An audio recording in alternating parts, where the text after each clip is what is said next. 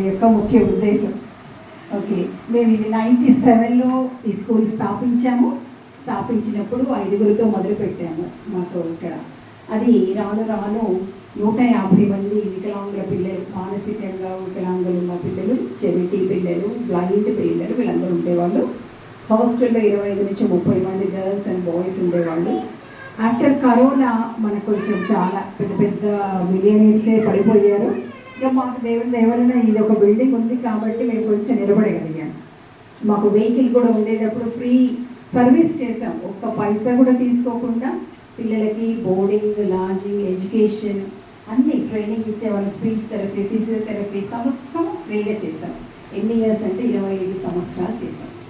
ఇప్పుడు చేయడానికి మా దగ్గర ఏమీ లేదు.